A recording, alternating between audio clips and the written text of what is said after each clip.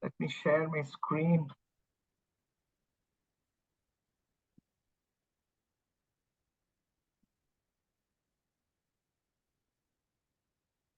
Yes. Greetings. Good morning to Professor Richard over there. Good evening. Good afternoon, maybe someone, and probably to a few of us who have joined. It is already good night. It's a great talk today, and I welcome on behalf of the Teaching Learning Center of Shastra. Teaching Learning Center, which is like a formal structure which we have started at Shastra to synergize our effect on teaching. The mission of this TLC is not only on students and faculty, but we want to make sure that all stakeholders who are interested in education, parents, friends, teachers, management, are brought under the to reach out so that eventually or learning joint exercise is cherishable. Teaching Learning Center Talk, TLC Talk in short, is one such effort where we want to bring in people who are expertise in different teaching learning systems and teachers to share their experience with us so that through that and also hone our own skills. In this, I think we are all fortunate on the 50th when we celebrate Republic Day today. Fortunate Professor Richard Felder here joining us on TLC to give a talk on higher education in 5 years or sooner. I have already circulated his bio sketch, but I would still, as a formality, would just read it again. Professor Richard Felder is a Professor Emeritus of Chemical Engineering of North Carolina State. He received his bachelor's in chemical engineering of New York and PhD in chemical engineering from Princeton. And thereafter, he worked in atomic energy research laboratory before joining North Carolina. He's an author. Whoever is a chemical engineer, at least by their degree program, would have related him by his very well-known book, Processes.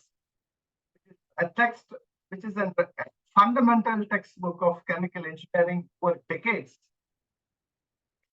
The co-author of the Teaching Learning Practical Guide.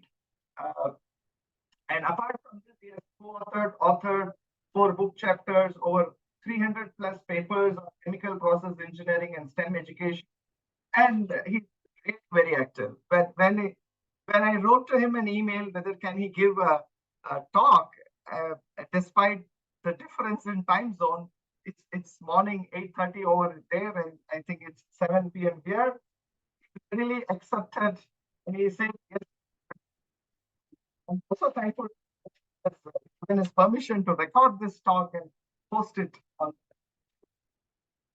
The title that he has chosen, something very interesting to all of us, because we are in a kind of after pandemic, after ChatGPT, it's a new era of education. Right from school kids to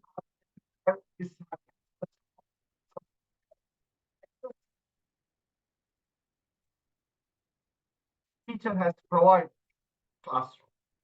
In this paradigm, the title that he has chosen and what he's going to share from his experience of as I for this. Just a short piece of advice to all the participants. Kindly stay muted, but I would request all of you to put your questions on the chat. The questions will be taken as and when you get to see the presentation. And it is not only at the end. So Professor Felder is very fine and that he has accepted that we can interrupt him with the questions as he's showing the slides also. So my request to the participants is please put your queries on the chat. Queries from 18 participants that will also be asked probably at the end of the. I think we are about to have somewhere around 70 participants, and I welcome of that 70, about 30 are from other institutes. So I'm very happy to have participants from other than Shastra joining on this initiative, and of course, my PhD students teaching from Shastra who is joining this initiative. Before I hand over the session to Professor Richard, I would like all of you to see this portal. Maybe I'll just show you. This is his portal. I'll put it in the chat also, wherein all his writings on different aspects of STEM education are being curated. Especially in the want of time, I just want to show the first link, which is like education-related papers. If you see this, it is by topics. It is being curated. So you can just click any topic and you will have those articles written by him on those, and then you can read it. This is a very, very excellent source. And those of you who have been reading this Random Thoughts columns, it is over 3 decades curated in chemical engineering education. Nothing just only chemical engineers have to read it. Anybody who is interested in education, teaching, learning, I think should go through this. So with this, I think I will stop sharing. And once again, on behalf of all of us from Shastra, all the educational enthusiasts, let me welcome Professor Richard. Thanks. And now you can begin, Professor Richard. All right. Thank you very much, Professor Narayan. It's a great pleasure for me to be here with all of you, even though I can't see you. I feel we are colleagues separated by an ocean, and I'm delighted to have this opportunity to share some ideas I have about teaching and about trends, things that are happening that are changing education. And let me go directly to the slides. Share. Yep.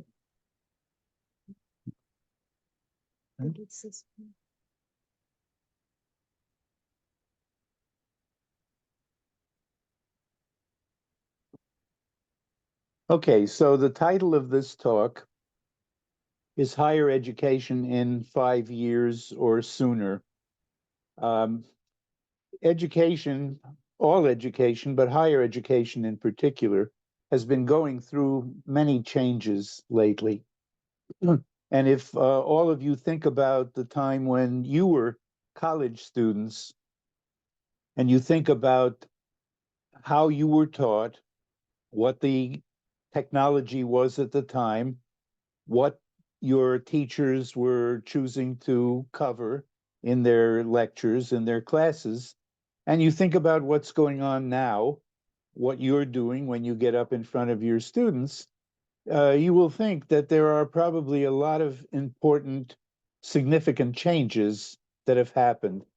And that's what I'm going to be talking about with you today, except I'm going to be looking ahead, not so much looking at where we've been and where we are now, but where we are now and where we are likely to be a few years from now.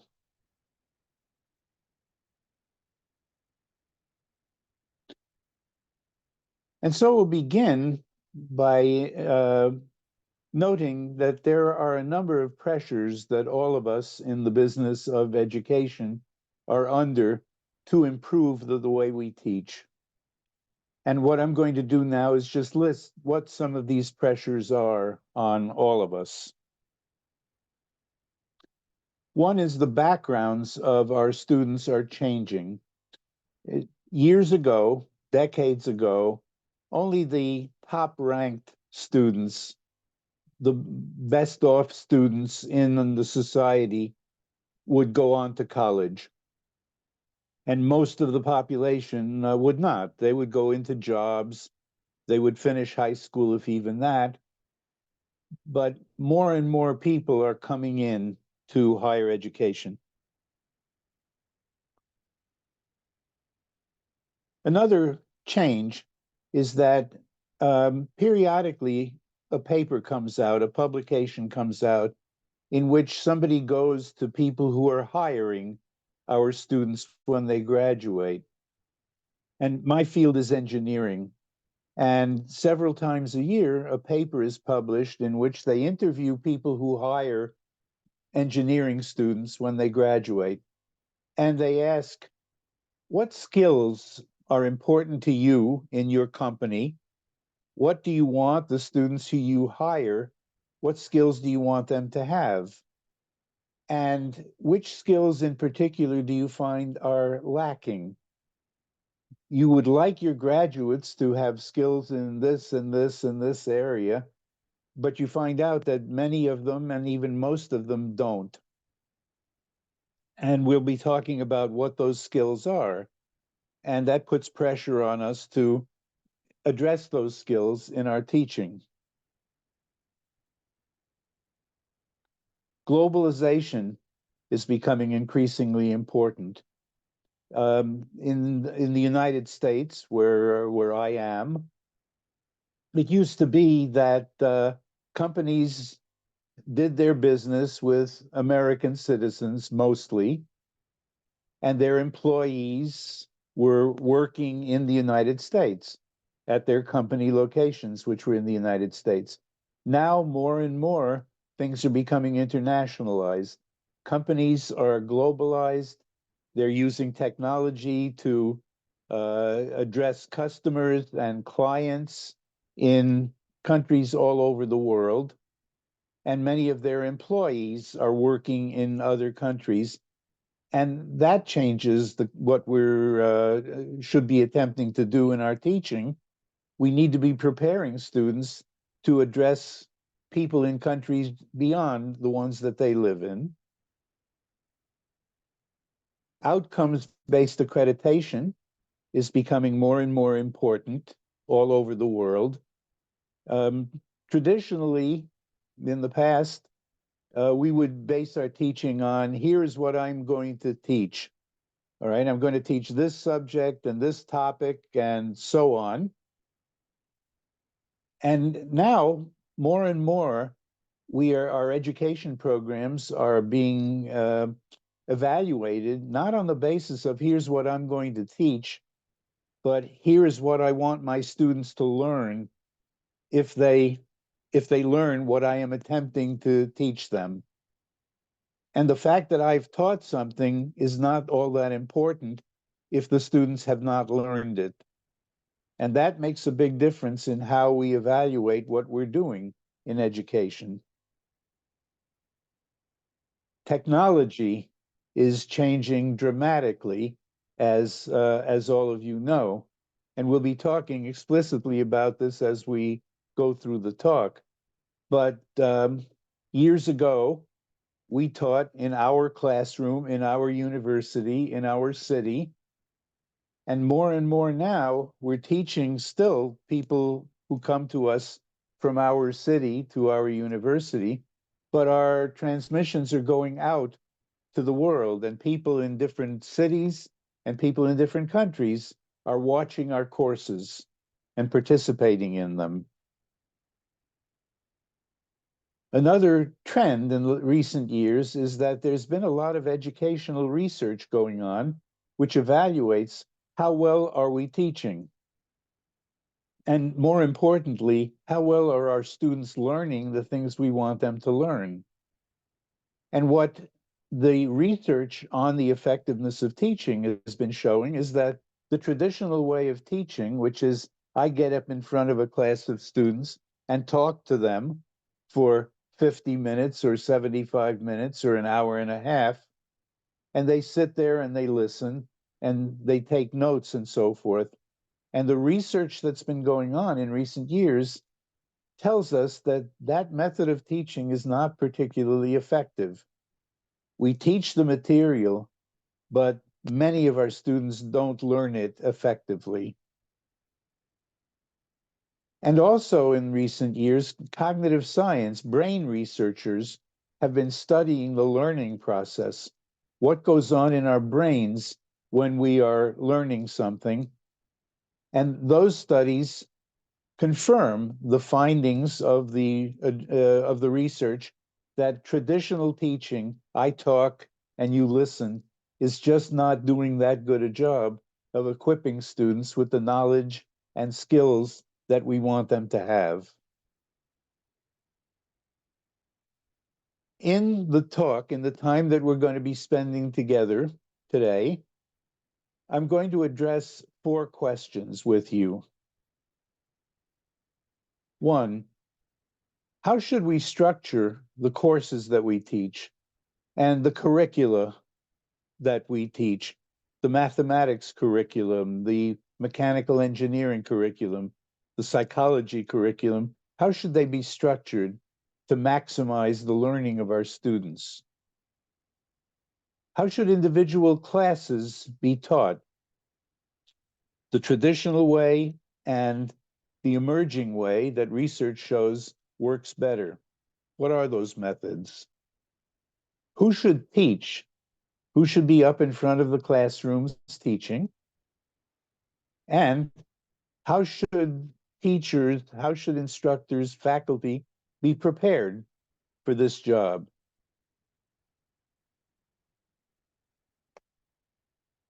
If anything I say raises a question in your mind, please go to the chat and enter your question. I'm going to be monitoring, and so is Professor Naren.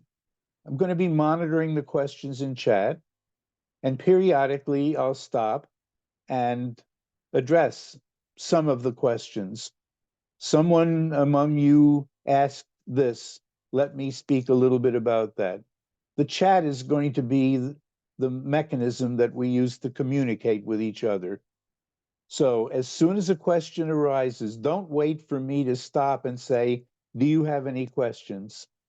If I say anything that raises a question in your mind, immediately while you're thinking about it, put it in the chat.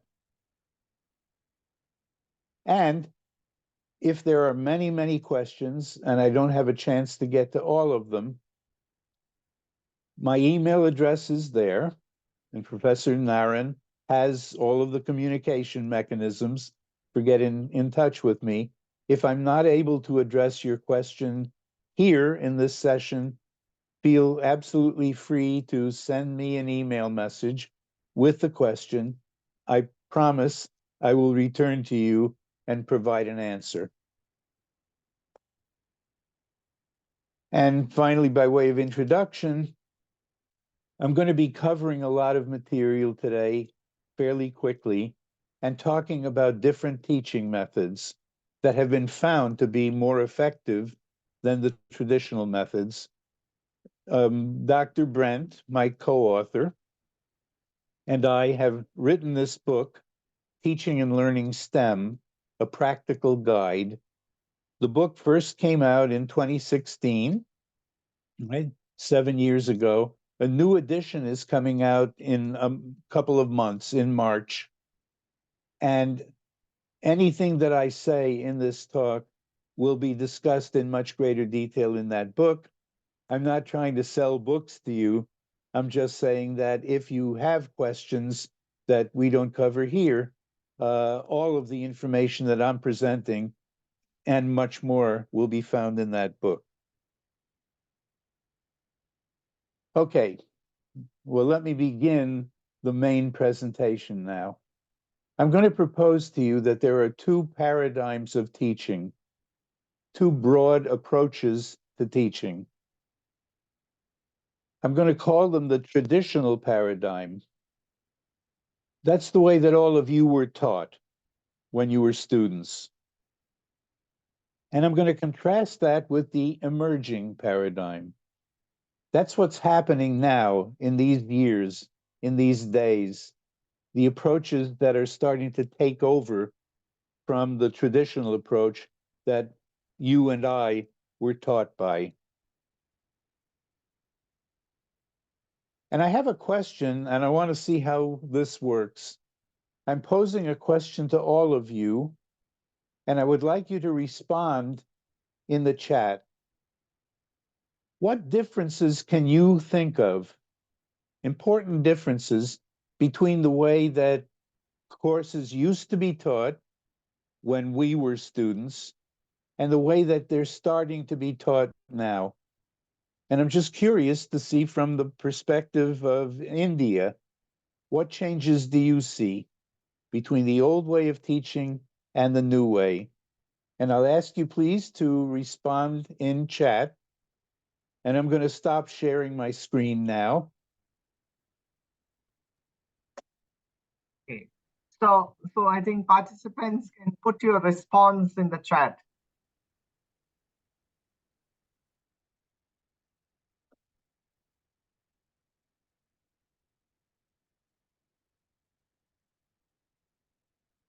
All right. Okay, so there's one teaching methodology in terms of theory to more on practical now.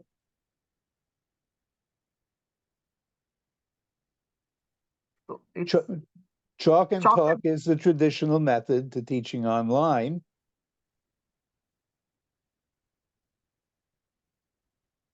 teaching focus on market. Social media is extremely important in the attitudes of the students. They're influenced a lot by what's going on in social media. That's certainly different from the way it used to be. More courses are interdisciplinary. Good. That's excellent. More and more, the teacher is taking the focus away from himself or herself and putting it on the students. It's not about me. It's about them, what they know, what they need to know. There's one more. Curriculum is decided by industrial demands. To a greater and greater extent, when I was taught what my teachers decided they wanted to teach me. Now we're starting to look at what are the demands of the people who are going to be hiring our students, and we're letting that influence our choice of what we cover. Yeah. So there's one more which says like now it's more dynamic teaching, not very structured template of the past. Hierarchical versus hands-on. All right, we're getting the students more and more directly involved in what we're doing rather than just sitting there and listening to us go down the checklist of, I'm going to teach this, this, this, and this. Students are very oriented toward grades, and maybe more so than on improving their knowledge. I'm not sure that that's that much different now than it used to be. My classmates and I were very motivated by grades, but it is a change that's taking place. Okay. Excellent list. And we're going to be addressing many of those changes in what we cover. Okay, good. Thank you. I'm going to go back to the screen.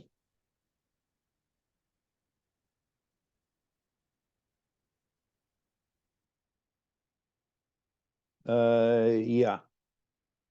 All right, and let's see where we are. Let's go back here. All right, we've done that. Okay, now I'm going to start talking about these 4 questions that I want to address in this talk. And this one is, how should STEM courses, the course in organic chemistry, the course in calculus, and so on, and curricula, the civil engineering curriculum, the courses that the students in civil engineering take in order to get their degree in that topic, physiology curriculum, and so on. How should they be structured? And again, we're going to be comparing these 2 paradigms, the traditional paradigm, the way that we were taught, and the emerging paradigm, the way that education is moving these days, and where I'm predicting it's going to continue moving. The traditional approach emphasizes content. These are the facts that I'm going to be teaching. These are the concepts. that I think are important that I'm going to be covering in my course. These are the methods of solving certain types of problems, of explaining certain types of concepts, and so on. And that is what our courses used to be entirely about. The emerging paradigm, the change that's taking place, still emphasizes content. I mean, we're still talking about the basic facts of our subject, the important concept, the different methods of addressing and solving problems. That's still there. That's always going to be there. But in the emerging paradigm, there's more. Laboratory skills and design of experiments are increasingly entering our curriculum if we're in a curriculum that does experiments. The traditional mode had laboratories, but in the traditional laboratory, I would go in, I would get a set of instructions, I would follow the instructions step by step, take the data that I was supposed to take, and I'm done. Now, the paradigm in laboratories is more like what actually happens in real research laboratories. The students don't just carry out a set of instructions, but they have to, given, here's what I want you to measure, here's what I want you to design an experiment to do, and it's now up to you to design the experiment. What equipment will you need? How will you set it up? How many experiments will you run? What data will you take? And more of that is being put on the students, teaching them how to really do experiments and not just how to follow directions. The emerging paradigm now involves creative thinking skills. It's not just following the directions. The traditional mode is you do this, you do this, you do this, and so forth.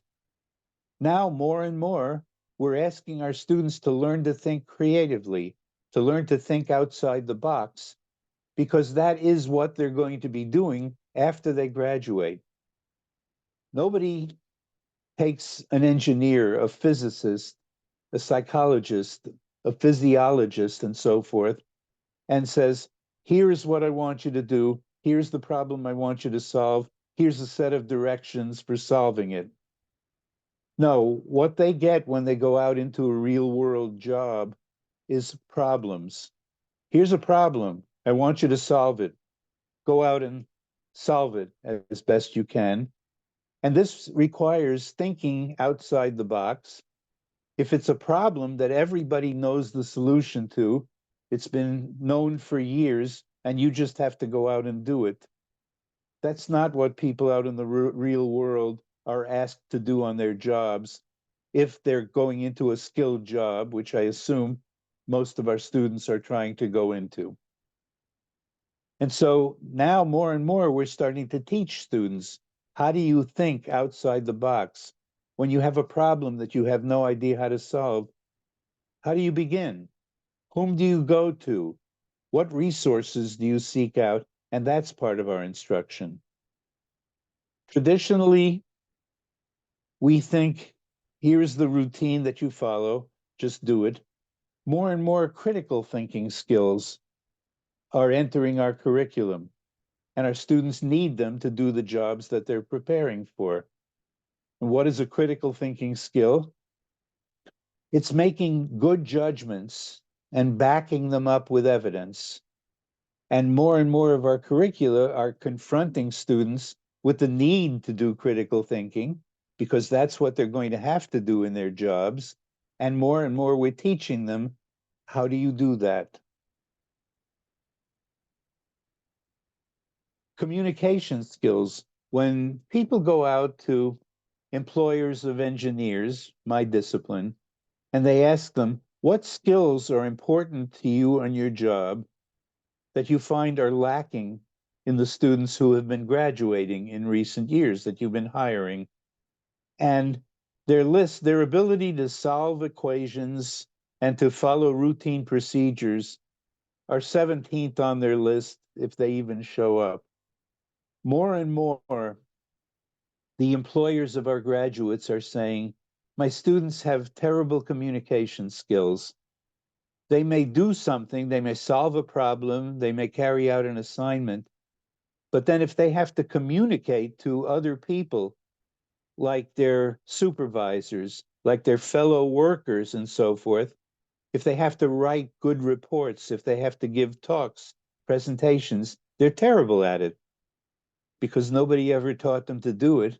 And more now in the emerging paradigm, we're not just teaching students how to solve these problems, but we're teaching them how to communicate what they did coherently, understandably, to the people they need to communicate them to, their supervisors, the company's clients, their fellow workers, the people who are working under them.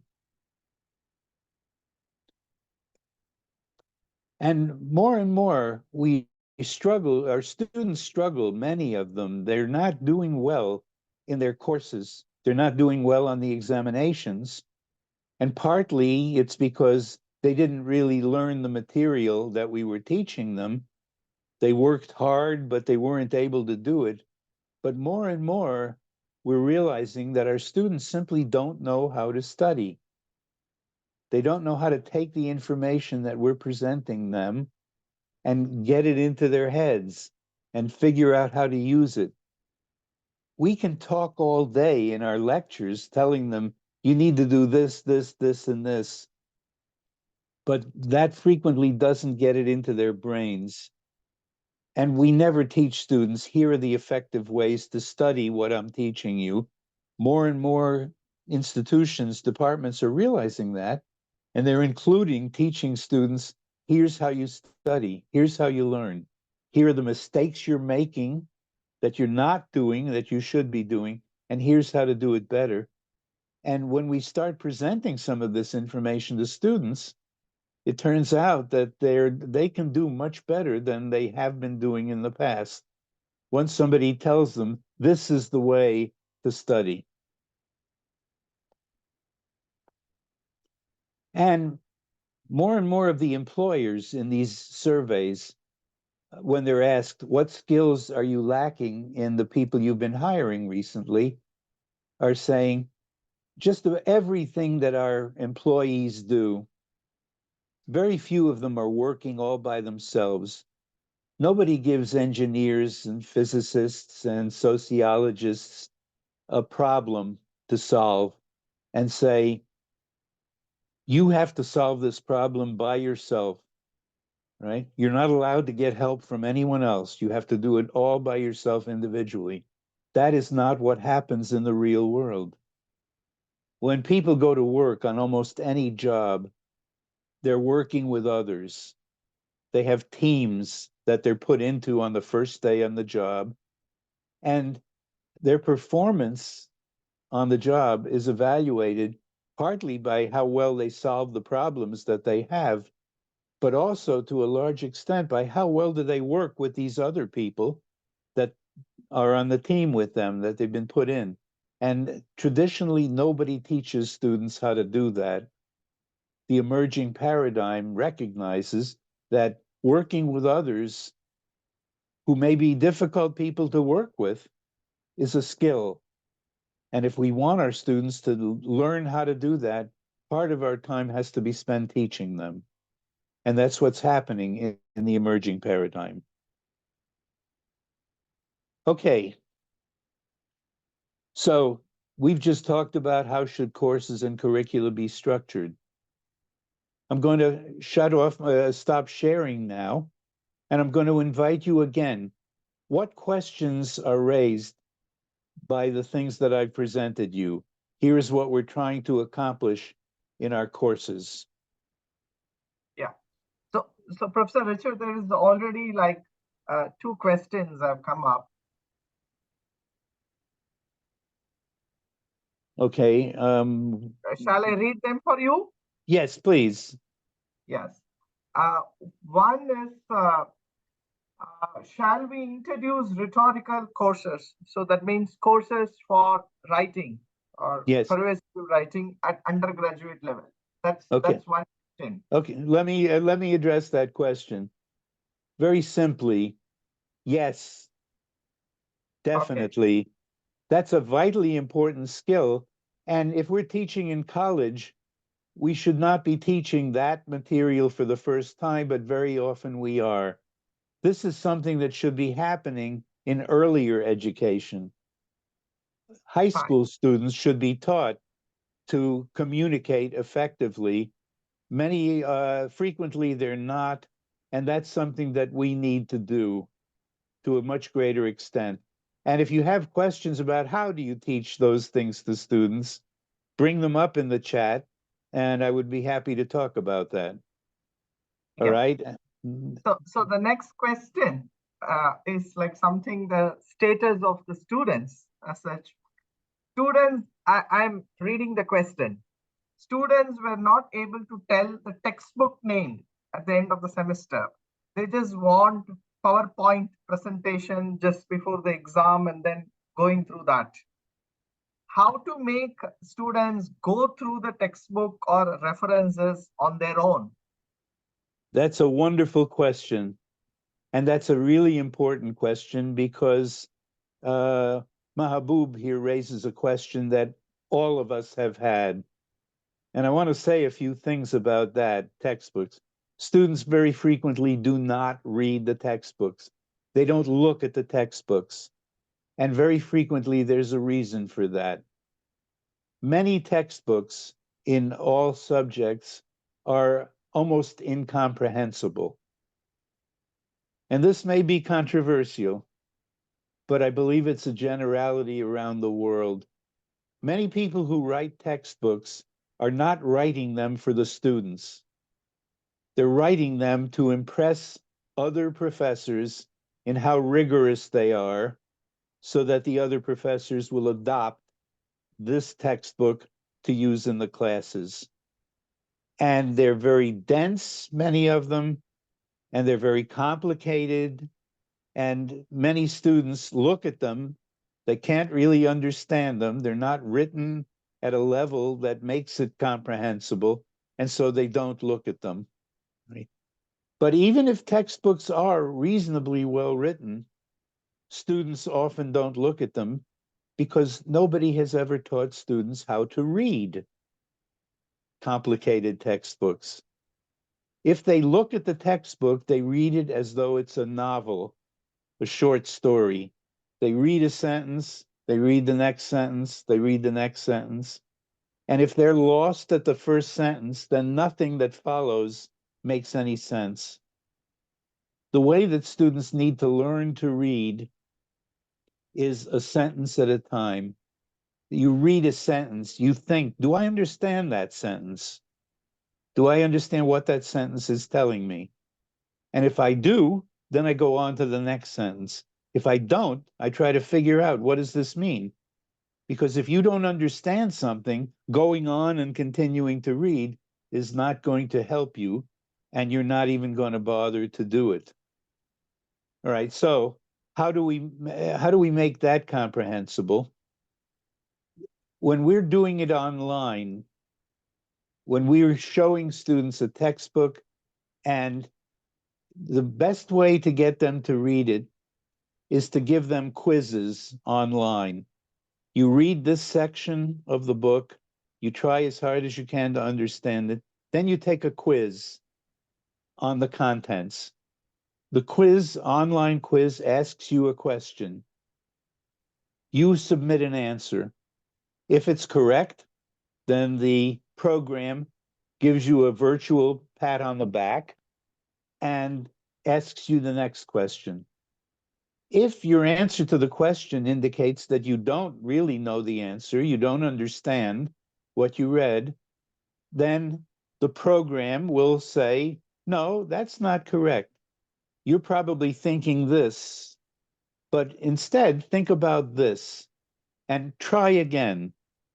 So you give the student another chance to answer the question. You may give a hint, right? Or you may simply say, no, that's not right. Now let's go on to the next point that was raised in this reading.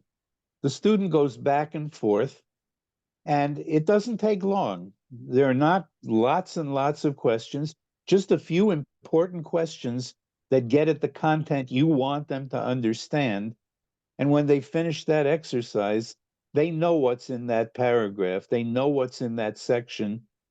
And once you start doing that, they're going to start seeing they're learning by reading this text in this manner. And then they're going to start reading the text. They're going to look at it, pay attention to it. Um, and this is one of the most important suggestions that I can give you. And this more and more is happening as we're relying more and more on online education. Yeah. So, but Professor Richard, this way of going back and forth, uh, should it not take much engagement time? You need to really have lot of time. Is it clear? Investment of time is Very often, the meaning of something, it's not huge, it's not complicated, it's a small point that the students miss.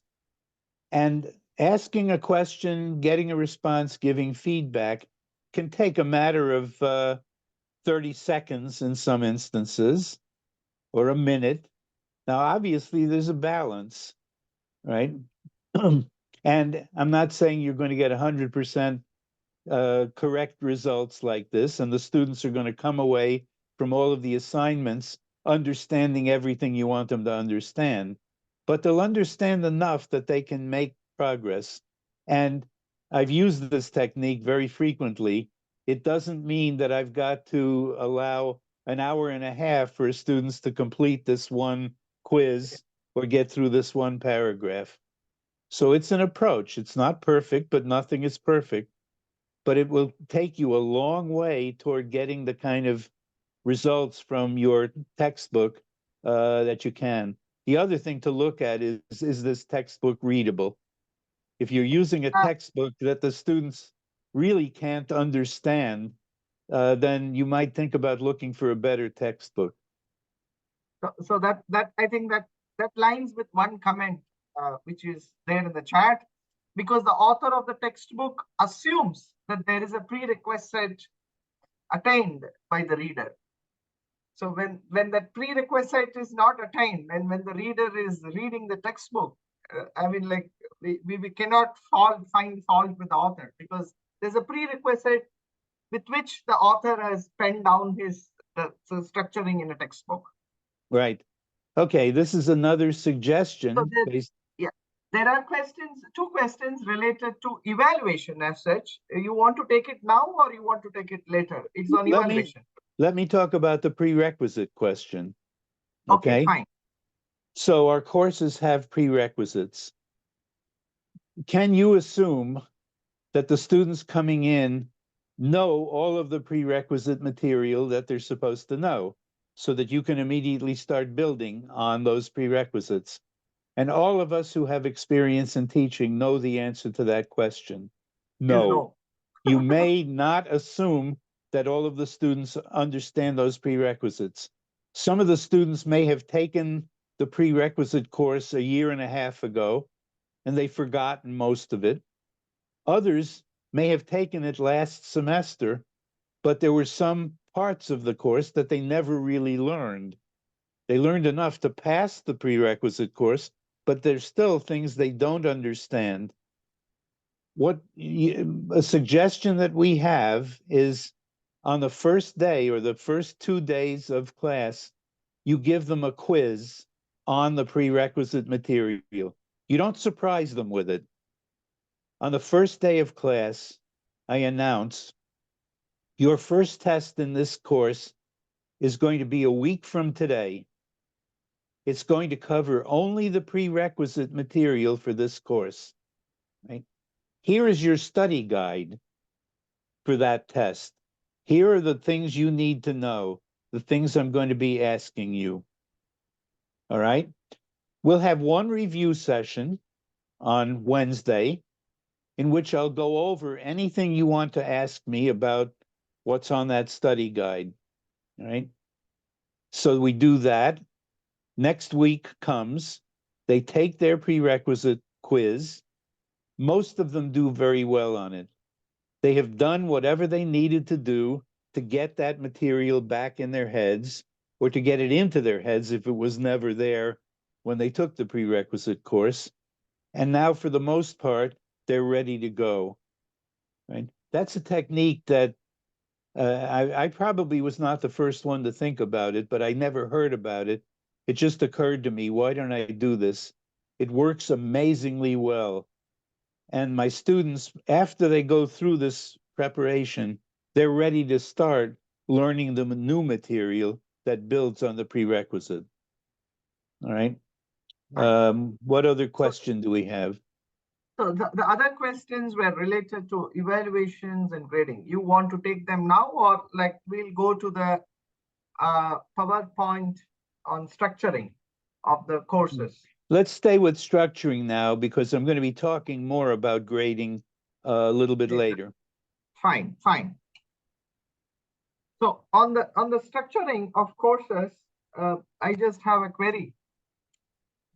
Before we go on the structuring of the courses, should we not think about how is that knowledge itself is constructed? I mean, we are more focusing on the delivery, on the pedagogy and on the receptiveness.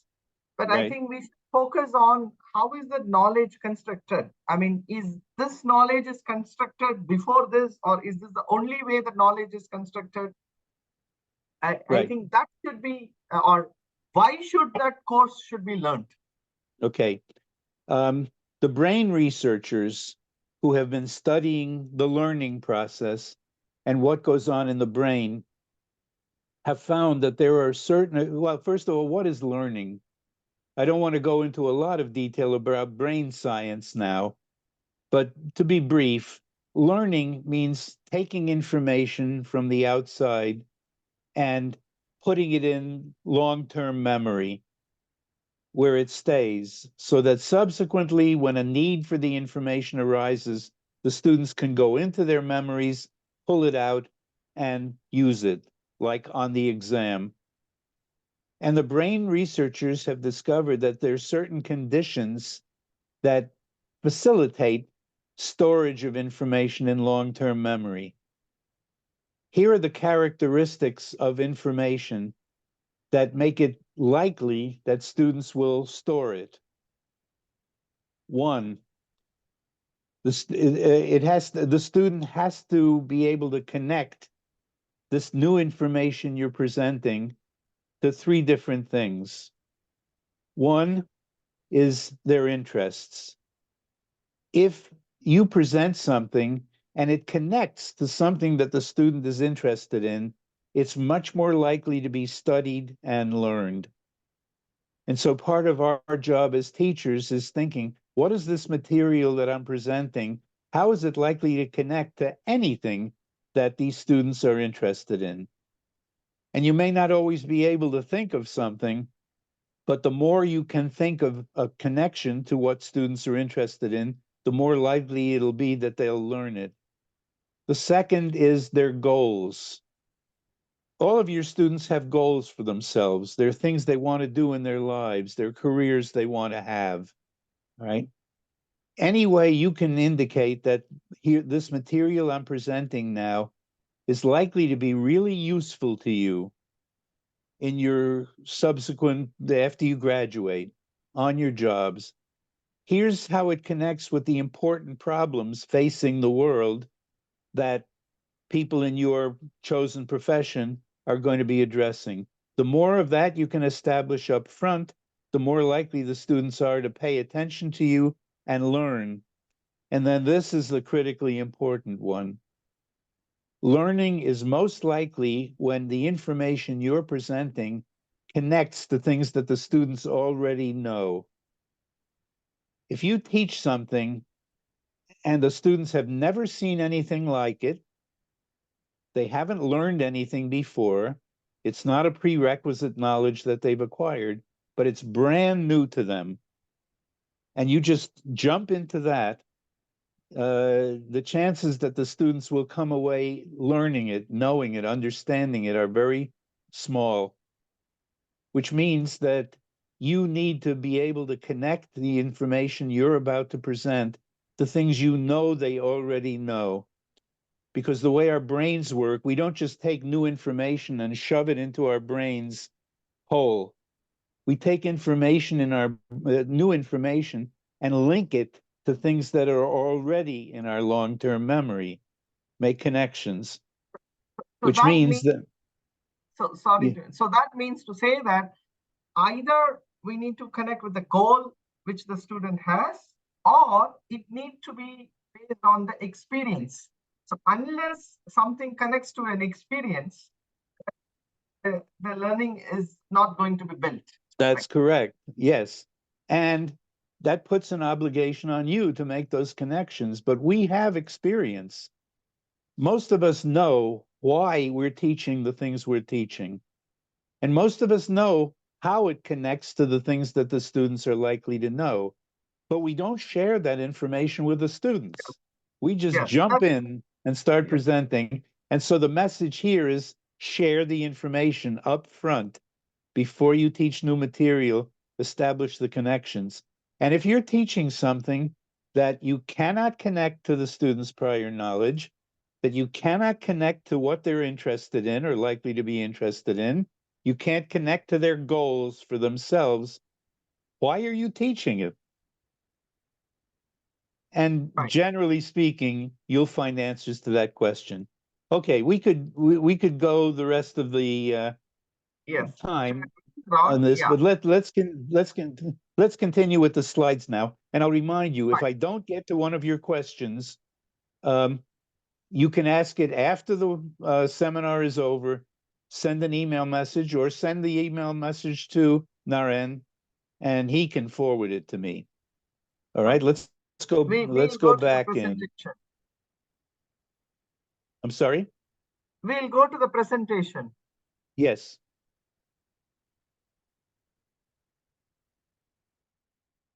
All right, and let's see where we are.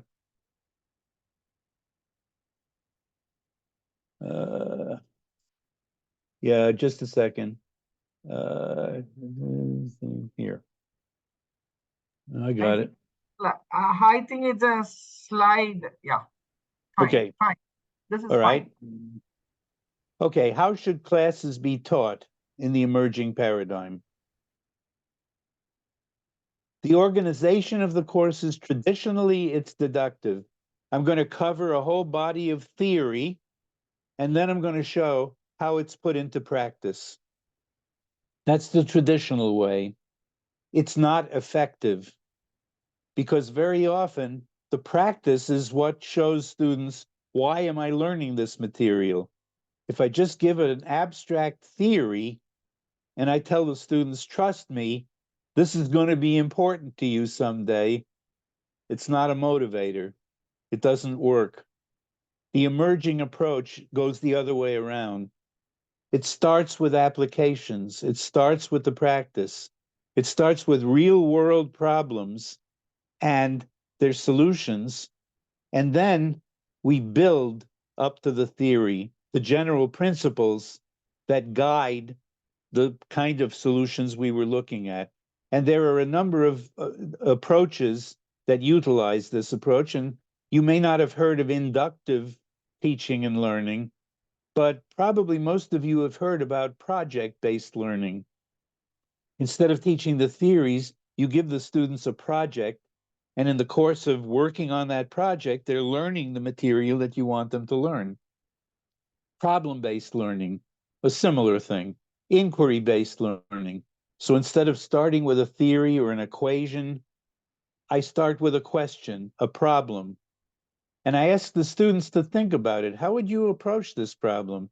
How would you begin it? I put them in groups and let them give it a couple of minutes to think about where would you begin. And sometimes they'll surprise you, but more often than not, they won't really know, but they'll be curious. This is a real problem that I'm being confronted with. I don't really know how to do it, but now when you start teaching the method and you guide them, you bring them through the initial process, they're much more likely to come out learning it. Service learning, where you're teaching them in the context of addressing important social problems. it works much better, and it's the emerging paradigm. More and more people are using those techniques. Classrooms, what happens in the class? Traditionally, the classroom looks like that. There's the students sitting in the classroom, looking kind of bored at the lecture that's been going on for the last 40 minutes. Or in some instances, the class has several hundred people in it, and that's what the classroom looks like. Neither of them are particularly effective. The emerging paradigm, and I don't know where this is, where this stands in India now, but more and more in the United States, you're seeing classrooms that look like this, right? It's set up for groups to work together actively. It's got technology in the room, and there's much more back and forth. The students are doing much more of the work during class. The instructor is still there, still lecturing, still asking questions and getting solutions from the class, but periodically the students are given something active to do, and that's where most of the learning is really taking place. Traditionally, teaching is teacher-centered. In the laboratories, everything is set up, the experimental design is done, the data analysis, what data do you take and what do you do with it, is prescribed. It's a cookbook. The students just simply go into the lab and follow the directions, and they do, in 12 weeks, they do 12 different experiments. That's the kind of laboratories I had when I was a student. Everything was spelled out. The emerging paradigm is much more student-centered. Now the students design the experiments. They don't just go in and do what the cookbook tells them to do, but they design the experiments and then they run them. They analyze the data. They figured out if it doesn't work the way it's supposed to work, why, right? And then they write reports on it. Right? That's how laboratories work in real life. That's what real laboratories in industry, in companies, in business, that's how they work. And now instead of 12 experiments in 12 weeks, you may only have 4, but they're full experiments going through the whole experimental process. And the students learn how to do experimentation, including designing experiments. In the traditional labs, they don't. This may be done in the same physical laboratories that they're working in now. More and more, it's being done in simulated laboratories and simulated control rooms, so you don't actually need the physical. It's like flight simulators, pilots. Pilots don't learn to fly initially by going up in planes and flying them. They go into simulations. And now, if they crash the plane, if it's a simulation, it's not a disaster the way it is in real life. And you can do the same thing in your lab, in whatever you're teaching. Maker spaces. Now these 3D printers are available, and the students are not just doing things on paper or in test tubes, but they're actually fabricating things, making them for themselves. The focus of activity in lecture classes, and remember, as I'm going through this Yeah. now, you're thinking Yeah. of questions. Professor Richard, Yes, yeah, may I interrupt you? yes, Regarding this student-driven experiments, yes. so there are two questions. I will read both of them, and I think answer it in the same. Okay, One is the question is like this: How can an undergraduate student can design and run experiments? I mean, the participants want some elaboration of that. And the yes, second question is, we really find it students uh, to engage students in a digital era in a 1 hour class. I mean, if we give a lot of devices and access and everything, will they not be distracted with all mobile notifications and so on and so forth? So, because you say simulation experiments and everything, right? yes, And this is like the students designing their experiments. Like, suppose if you take machines lab, right? Engineering machines lab or something like that. yes, How can the students design the experiments in like fluid mechanics lab, machines lab, something like that, where there are machines involved, Okay, equipments involved. all right. You're missing an important point that I maybe didn't emphasize enough. Students don't come into this course knowing how to design experiments, all right? They don't know how to work with this particular machine because nobody has ever taught them to. What this means is that we need to include teaching in our laboratory course. That's why there's four, instead of 12 experiments in 12 weeks. If you're doing 12 experiments in 12 weeks, it has to be a cookbook. You have to spell out everything you want the students to do, and they go in and they do it. But now we're only doing 4 experiments in 12 weeks, which means each experiment has 3 weeks dedicated to it. Included in the laboratory now are lectures. You incorporate teaching into the lab. You gather all of the students in the laboratory together and say, all right, the first thing we're going to ask you to do in this experiment is design the experiment. What do we mean by that? What is experimental design? How do you figure out what data are you going to take? How many runs are you going to do? How are you going to analyze the data?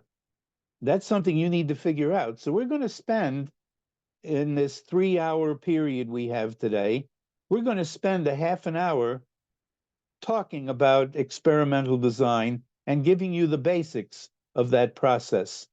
And then we're going to ask you to go out and apply it to this particular experiment. And this experiment is really simple. It's not going to be complex what you have to do to design this experiment, but you're just going to implement what we talked about in our little mini class. All right. And then we go on like that.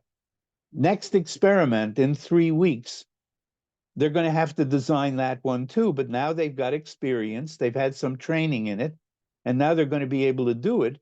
And by the end of that course, those students are going to know how to design experiments. Still simple ones. You're not going well above their ability in these things, but you're leading them to where you want them to go. We don't normally do this at all. We just give them cookbooks to follow. The procedure is you incorporate teaching into the labs and not just doing it. What was your second question? It is on the distraction. Okay. Distraction is always a problem in every course we teach, lectures, laboratories, and so on. You're structuring this thing so that you're keeping their attention focused on what you want it to be focused on. When you're doing this mini lecture on experimental design, that's all they're doing. It's not a side thing that they're doing. That's what this class is focused on. When you're teaching them how to design, how to use this equipment so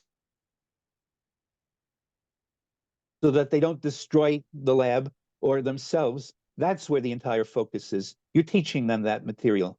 Nothing you're doing is a distraction. Then when they go out and they do it, they're focused on what they've now been trained to do. And it's the same thing as with a regular lecture class. Students are easily distracted by their cell phones and all of these other things.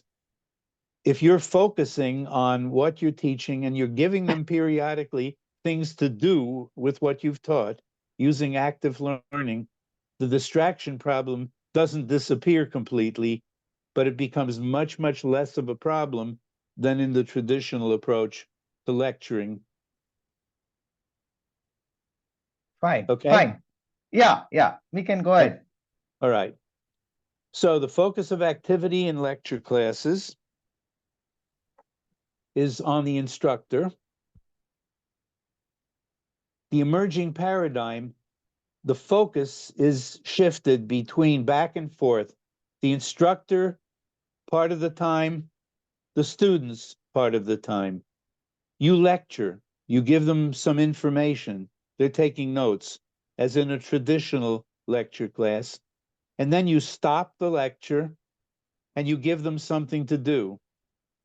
The something that they're doing may be something they're doing individually, sitting at their computer, as in this diagram. It may be something that they're working on in groups. This is active learning, small group active learning. It may be something that they're partnering on. So these two students are working in a pair at a computer, and one student is doing the keyboarding, and the other student is looking over her shoulder, watching what she's doing, making suggestions if she's stuck on something, pointing out, okay, that's probably wrong what you just did. We need to clean that up. And then periodically they reverse roles, and the other student is the pilot, and the other student is the navigator. And all of these methods can be incorporated into any class you teach, and it makes the instruction and the classes much more interesting, much more effective. And I don't want you to take my word for this. There have been, at this point, thousands of research studies, good research studies, comparing how students do in a traditional lecture where I talk and you listen, to how they do in an active environment where I talk and give you something to do and you do it, and I stop you and I ask questions to make sure you understand it, and I provide additional guidance if it turns out a lot of people misunderstood something. That works. And how do you do it? Well, that's a whole other thing, all right? And that's beyond the scope of this. Yesterday, I just gave another workshop to a group in Portugal. The whole thing was about active learning. And how do you get students to work in these small groups? What mistakes do you have to avoid? When problems arise, how do you address them? But that's a different webinar. And we have a whole chapter in that book that I showed you devoted to that. The people who have studied this technique, active learning, this is the co-chair of a National Academy of Science, the National Academy of Engineering task force, looked at the research on active learning and how definitively it showed that getting students actively engaged in class, they learn more and better at a deeper level than listening to lectures. And their conclusion was that the evidence is so compelling that it's unethical to teach in any other way than getting the students actively engaged. Traditionally, assignments and projects are done individually. Here's your homework assignment. You got to go out and you got to do it. You've got to work by yourself. If you get help from another student, you're cheating. That's the traditional approach. That's the approach that was used when I was in school. The emerging approach doesn't abandon individual work. There's some assignments that are still done individually because that's important. Students are going to have to work on their own sometimes when they get out on the job. But there are also some of the assignments, they are encouraged, in fact, maybe required to work in pairs on some assignments, because that simulates how they're probably going to be working when they go out on the job. Again, nobody takes an engineer and says, here's a problem, you got to solve it, you got to work by yourself, you're not allowed to get help from any of your colleagues and coworkers. That doesn't happen. That's not the way it works. And so if working collaboratively is part of what they do on their job professionally, which it is, then part of our time should be spent in teaching them how to do it. And you can't teach them how to do it unless you have them do it. And teams of 3 to 4. Some assignments can be done by teams of 3 to 4. And again, this is how they're probably going to be working on the job. And so making some of their assignments, not all, some of them still need to be done individually, but some of them should be done in teams because that's where they're going to learn how to work in teams. And just putting students in a team and say, here, you go out and do this and turn in the report. You need to go beyond that, because what will generally happen, and what does happen in situations where we were working in teams when we were students, is the top student in the team or the top two students actually do the work, and the other students are just nodding, and they may not understand the single thing that the team does. Cooperative learning is a strategy in which you hold each team member individually accountable for all of the learning that takes place in the project. Not just the one who did the primary work, but all of them are tested on the knowledge gained in the experiment or whatever it was. And that's also a whole other webinar. How do you do that? Well, you know, I could give you a pretty good idea in 3 hours devoted to just that, but that's something else that we also discuss in the book. Traditionally, okay, so we've just covered lectures, in-class activities, classrooms, and labs. What questions do you have, and what questions occur in your mind? If you have not already done so, put them in the chat. And Naren, can you, are there any questions that are pending now? Yeah, so there are many questions. I think we are at 20 minutes or 20 minutes more or 10 minutes more, I suppose, now, but still we will, I think, take up some of the questions at least. Okay. One question is, how can students effectively form teams? I mean, do they choose the teams, or like we have to divide, like the students' teams needs to be effectively working, right? How can Yes. we form student teams effectively? Okay, that's a question that you know, when you learn about cooperative learning, that's the first thing that you learn. And what you learn is you form the teams. You don't let the students pick the teams themselves, because you know what will happen if they do that. They'll pick their friends, all right, and their roommates, and that's not a good situation, because that's not how life works in the real world, all right? They're not going to hire you and say, who would you like to work with around here? They're going to tell you who you're working with. The other thing that happens is the top students in the class find each other. They can, all right, these are the best students. They're going to do the best project. We'll all get ourselves together, the top students, and we'll get very good grades. And that's not what you want to happen either. You've got to form them. It would take me probably a full 10 minutes to talk about the different criteria that you use in forming teams. And so I'll just say, this is a question about cooperative learning. In the book and in references on cooperative learning, it tells you how to form the teams, what criteria you use to form them. And this is something that you can ask about in an email, and I can point you to where you'll find that information. What else do Fine. you have? Right. So there are some questions on technology. I'll just club them up and then rephrase it and ask. Now, whatever post pandemic, right? Now there is, and with ChatGPT and AI available, right? Yes, Readily students resort to this ChatGPT and then try to get the answers. So the right. more is on trying to getting the answers rather than really knowing the subject. Right. I mean, they are no longer on the knowledge acquisition part. It's more on just the solution, Right. with AI you can readily get. So Yes. is it like all about integration of AI and technology into this pedagogy and curriculum, or like is it about learning? I mean, should you really use technology? I mean, is it like that integration of technology is that really matters, or what is that? Is like knowledge acquisition. You need to do assignments individually, also read books. Those things also matter. That's Right. something. Okay.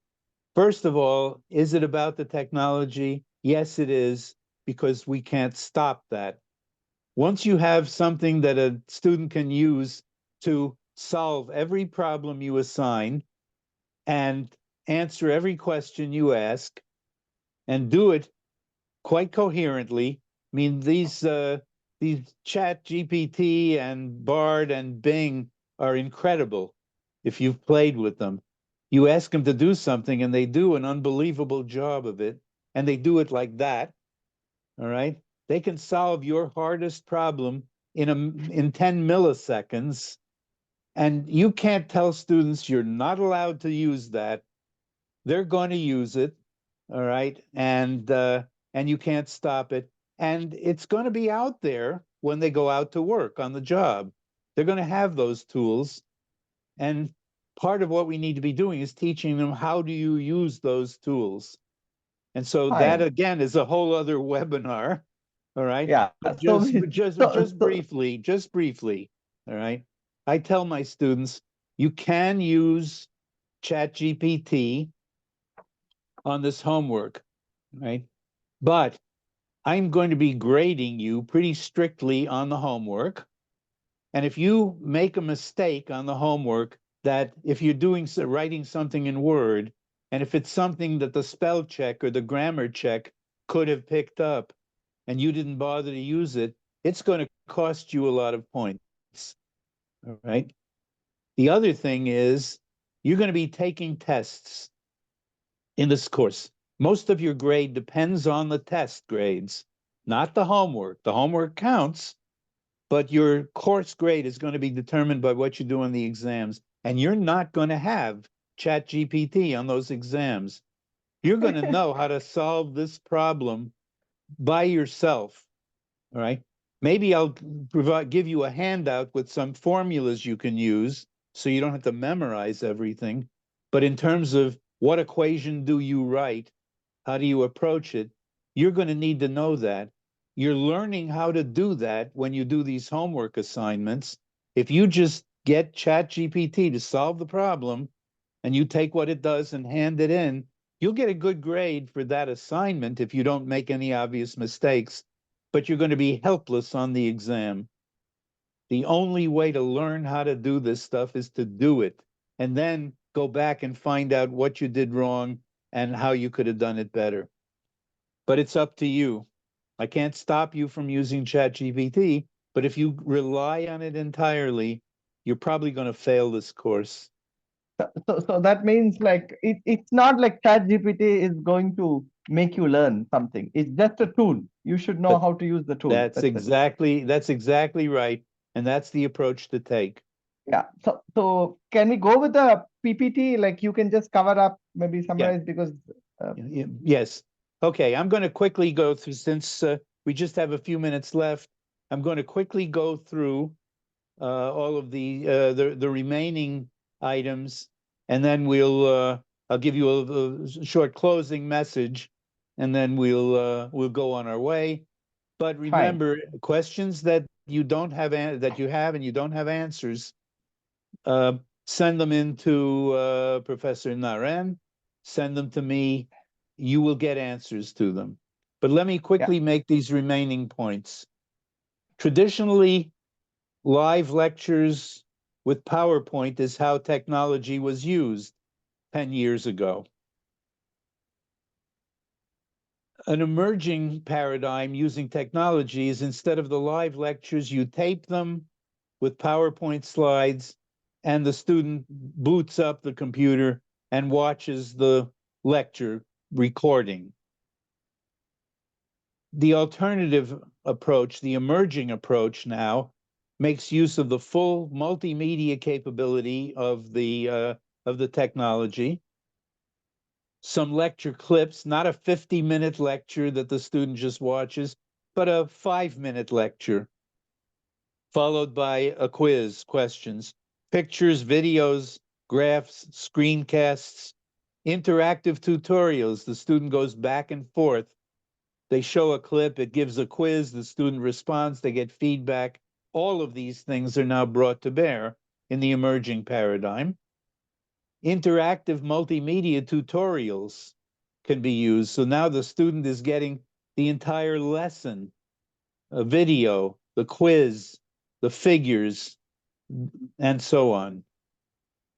And artificial intelligence is able to provide individual tutoring for students. And this is a very exciting development now.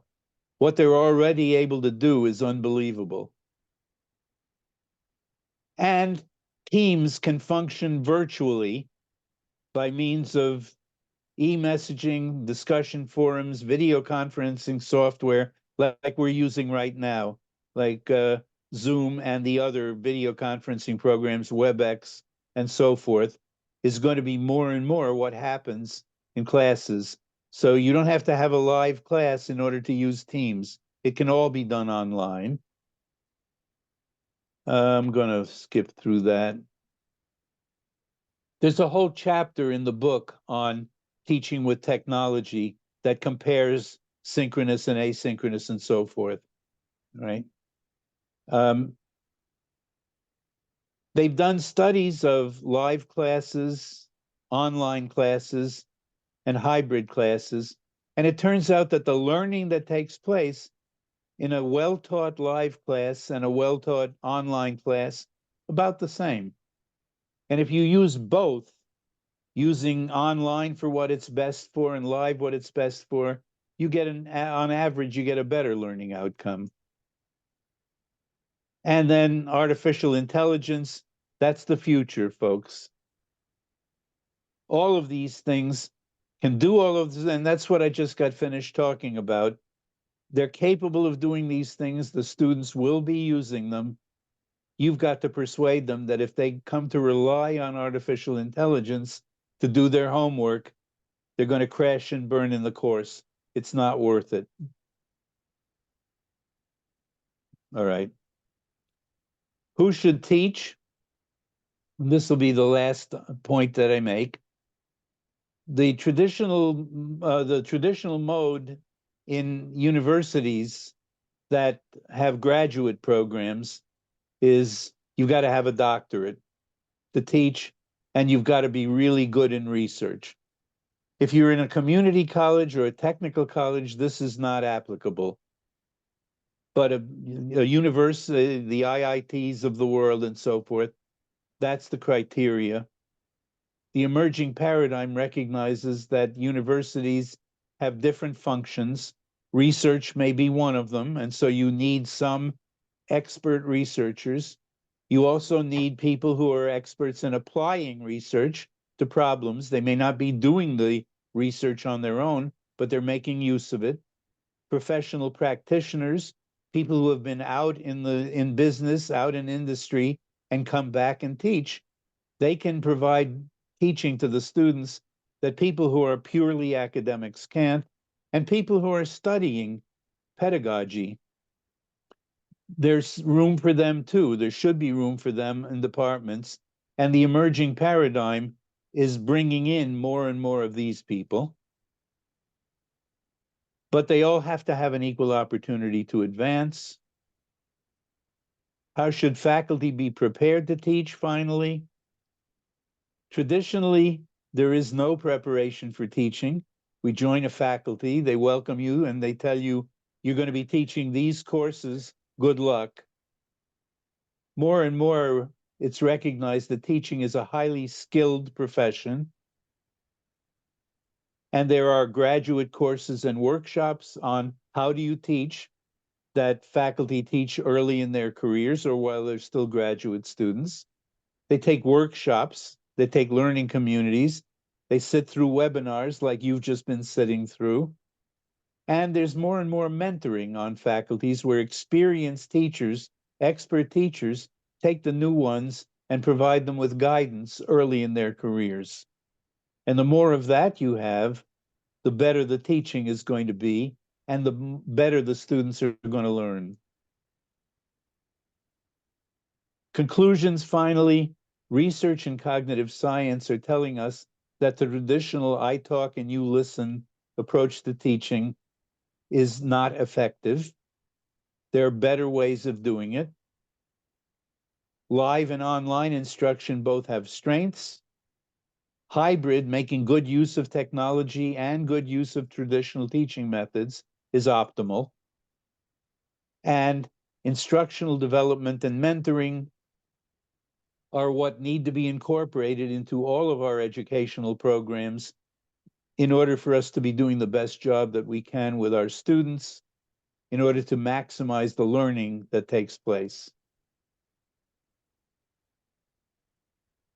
And on that hopefully positive note, and let me. Yes. All right. Right. So yeah, mm. so that's fine. I think we are at 90 minutes past, but still, I think if you are fine, we can take maybe 1 or 2 questions. Is that fine with you? Oh, that's fine with me if it's fine with them. Yes. So there's one. I mean, I'll just take 1 or 2 questions. And nowadays, teachers have to do a lot of job. It's not just teaching. I do not know how it is exactly over there because I think in US we have something called teaching track and research track, Yes. tenure track professors. They are two distinct. But in most of the Asian countries or in India, we don't have like that. We don't have like something like a teaching track and a research track. So that means faculty have to do teaching, research, project, publications, a lot of things. Now patent, and there's a whole lot of things that the teachers are engaged with so many things to do. How do you think like teachers will get time to be a great teacher or an influential teacher? By the way, what you define as an influential teacher as well? An influential teacher is somebody whose students learn. Right. So with so many tasks given to me, how can I be influential? Okay. This is a function of the university administration that sets priorities. For the last few decades, right, the university administrations have been not really, this is blunt, but not telling the full truth. The usual administrative speech is teaching is very, very important. Teaching is our most solemn, important task at the University of X. Our students come first. But then if you look at the incentive and reward system, that's not what happens. Research performance at a research university. Not all universities are research universities. Some, their function is teaching. That's what they do. And we don't have the problem that you're talking about at those institutions. There's still a lot can be done to improve education. But at a research university, the research is what yields the money. And that's the engine that drives the train. And so you can make all of the pretty speeches you want about how important teaching is at this university. But if your advancement and promotion, if you're getting promotion, getting tenure, depends almost entirely on how well you're bringing in the research funds, how much you're advancing the research field, then all of the speeches about how important teaching is don't matter. And I think the answer is to recognize that these functions are equally important. I'm not saying teaching is more important than research. It's not. Research is vitally important. If our universities stop making research contributions, then the whole economy will collapse. We need the advances that research provides. But I think the administrations need to recognize that if they really value teaching the way that they say they do, they're going to have to be some of their faculty members, and that's their function. And the teaching faculty and research faculty is, in my mind, the way to approach it. You have that's fine. So in your opinion and experience, if I have to teach a course which is like 4 hours per week, yes, how much is a teacher should prepare?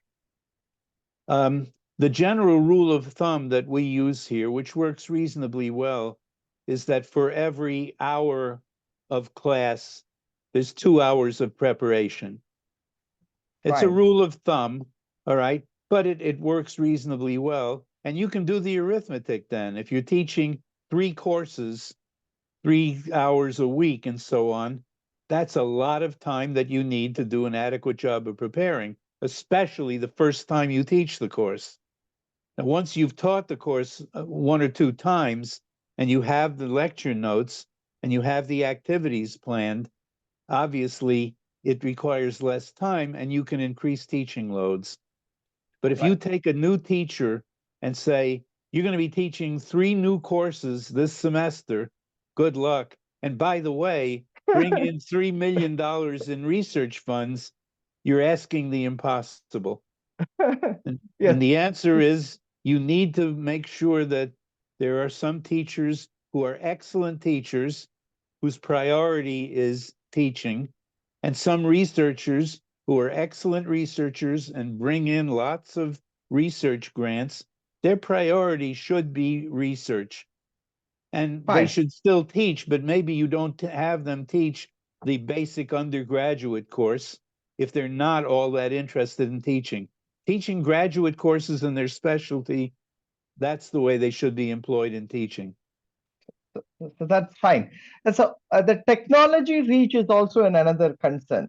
I mean, it may not be in the so-called the developed world of like US or Europe or Canada. There also, I think there will be a technology divide, but I think the technology divide is not so wide like as so we are having in developing nations. I'm not talking only about India, but let's say a lot of the Southeast Asians and African countries. I mean, when it is about education, it is the whole population of the world should get learned. It's not only the prerogative of the few countries or those who are technology enabled. Uh, so the reach out of technology, of how far the technology is affordable. I mean, lot of like for example, if you say softwares, and if they are like copyright software, licensed softwares, not many of the institutes can even afford to buy it because they will be hugely priced or not many funds are available. In that case, I think we need to use a free and open source tool. So how you see this technology reach curtailing this education? Yeah, that's a very, very difficult question. And I think every country in the world, developed and less developed, are struggling with this question now. And we're still waiting for definitive answers to come out. However, a lot too depends on the government. In the United States, there are billions of dollars are allocated by the government to funding academic research. The National Science Foundation, National Institutes of Health, Department of Defense are all putting lots and lots of money into funding funding research projects, but there's also a lot of money going into funding educational projects, experimental courses, experimental approaches, experimental technology, helping schools acquire these tools that are becoming more and more available. And so it Yes. really takes it takes a village. Faculty cannot do that by themselves. They need resources. The resources have to come from university and college administrations. The government has to play a role in it. If the government wants an educated population, if they want their population to be developing skills so they can enter the modern world, right? They have to recognize that this requires resources, and they have to provide those resources. How can we get Yes. them to do it? If you can figure that out, let me know. So I think this is not only the resources of infrastructure, I think this is also a human resource. Because in some nations, we may not have expertise of teaching. Again, I'm not referring to India. It could be any nation in the world. And that needs to be partnered with a developed nation or where there is a country where or a place where the teacher is also available. So that means a teacher from X country who is like say the best in developing the course should help some other country, some other place where the teacher has to be developed. I mean, it's not about the infrastructure resources, but it is also the human resources needs to be shared at a very global level. And if you have to really be focused on teaching and learning. Well, and you can do things like getting people who are really knowledgeable in the developed countries to give you a webinar in India. Yeah. Yes. I have one interesting question which they have asked about your experience. this was the part I have shared with you before, but I'm just asking it. How do you gauge a student's interest in a subject? Have you ever had an experience where the student whom you taught may not get it ended? I mean, he has not ended up getting it. Of course. Mm. And what you have to remember is that it's not entirely up to me, the teacher, whether the student gets it or not. They still have to study. They still Okay. have to work. I can't do their studying for them. All I can do is everything I can to connect what I'm teaching to what interests them. So my first assignment in the courses that I teach to the students is write a 1 or 2 page biography of yourself, all right? And indicate in that biography, what are your goals? What are you interested in? Not just associated with this subject, but in life. What are your interests in? What do you want to do? What are your career goals for yourself? And I collect those. And I get a pretty good picture of what this group of students is interested in. And then I start thinking, okay, how can I connect this stuff that I'm getting ready to teach them to the things that I know a lot of them are interested in? And that works. And it doesn't Fine. guarantee anything. If a student does not study in my course, no matter So, how hard I work, they're still not going to do well. so that gives me another question. So you said for every 1 hour of teaching, I need to prepare as a teacher 2 hours. The first Now time. for the first time, and I think probably every time also, because I think we don't give the same examples every time. Like we keep changing. Oh, no, but no, Ren, it's not the same amount at all. That first time of teaching where I have to develop everything from Okay. scratch is a killer. Once I've taught the course once or twice, I'm not going to be making major changes in it every time. I don't have to develop all new activities every time and so on. So it becomes much, much easier, much less time required to repeat courses. But maybe I beg to differ here, or because every time at least we need to change the questions, right? The activity may be there, like, but we need to change the questions, the assignments, or the problem statements. That too still require Oh, time, right? well, no, that's not required. I repeat problems in homework, all right? Oh, fine. And I tell students, I repeat these problems in homework, and I know that you can go online and you can get answers to these problems, all From the right? If previous they're batch. from the previous batch, but those are not going to be the problems on the exams. And if you're just copying solutions from somewhere else, you'll get a good grade in homework, you'll fail the exams, you'll fail the course. And Oh, some of the students learn that the hard way, but they do learn it. so the question is, like, if the teacher need to prepare 1 hour or like say 2 hours for teaching a course, how much you think the student, an average student, has to spend time away from the class if he has to really master the knowledge for every credit of a course or a 1 hour content of the course? I'd say almost the same. All right, 2 hours of preparation for So, every class hour, roughly speaking. so that means when the students are having too many courses to learn, I think it really eats up their time. They don't Of, really have time, of even if they course, wish to. the same is true of the faculty. All right, if I'm teaching 5 courses at a time, the only thing I can be guaranteed of is I'm not going to have adequate time to do the kind of preparation that I want to on all 5 courses. This is a fact of life. Let me interrupt for a second, Naren. I'm happy to do this for as long as you want to do it to answer questions. I just don't And want to, people to these wait. folks, and if people are interested and they want to stay with us, that's fine. But they also have other lives to lead. And Yes, and I think it is in Indian time, it is already close to 9. It is 8:45 p.m. uh, Right. So I think maybe I will end here the talk, and the rest of the questions I will send you by email, and maybe whenever you have time, you can respond to that. I promise I will do that. There's one final remark that I want to make. Go ahead. Okay, and we'll close with that if we can. Fine. All right.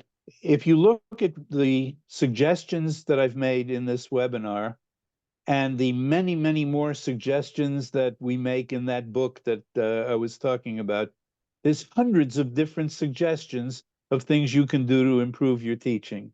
All right. What you don't want to do is say, okay, those are all really good ideas. I'm going to implement all of them starting next Monday.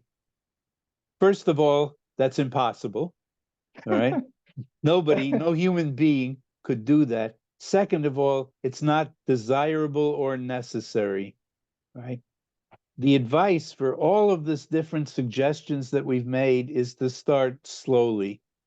Identify one or two things that we've suggested that you have not been doing in your teaching and implement them. Just the one or two ideas initially, and give them a fair trial.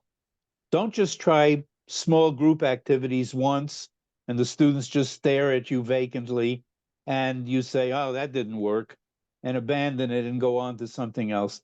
It takes getting used to. Doing something new requires some practice, both for the students and for you. And so don't be discouraged if it doesn't seem to work the first time. Do it again, and then do it again to where it starts becoming familiar to the students and to you. Then decide, is this working for me? And if it is, keep doing it. If it isn't, say, I'll let that one go and we'll try something else. Then next course you teach, add another one or two ideas.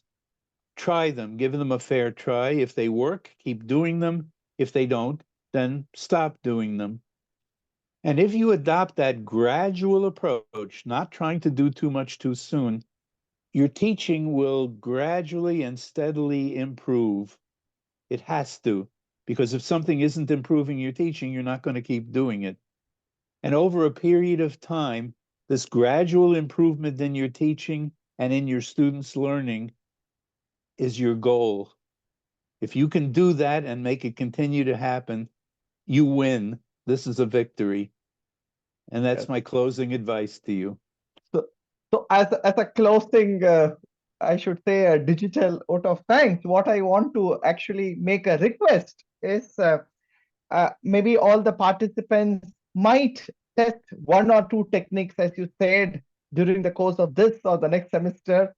And maybe by the end of this year, I am making an open invitation to Professor Richard that we should have a kind of workshop where the faculty will come and tell what they have practiced so that you can observe them rather than this being a webinar. So maybe like at least three faculties or two faculties who have attended or who will see this talk in the YouTube will come back and share their experience. And I want you to again come to us, look into that, and then give the comment. And I think that would. Thanks. I have done that in India some years ago. Some years ago, and it worked incredibly well, better than anything I could have imagined. And I would be happy to do that. Yes. And it is really nice that even if it is a very small cohort of 25, and I think the number of questions asked was huge. I have another 20 questions jotted down in my document, which I'll share. Okay. So it is really nice. We have learned something new from your experience, and I think it is for us now to implement. We'll come back to you maybe at the end of this academic year, because we will give 2 semesters for them to practice this current semester and the next semester, so that we will see how they have changed. We come back to you, share our experience, and I think we should take this forward. This, I think, maybe is also a commitment of the Teaching Learning Center of Shastra. With this, I would like to thank all my colleagues who have joined online, all the friends, faculty, teacher friends from all the other institutes who have joined us, and obviously to Professor Richard, who has accepted and who has also accepted to hone us at the workshop down the line. Thank you, Professor Richard. Thank you all the participants for staying with this. Thank you. Good luck to all of you. Thank you.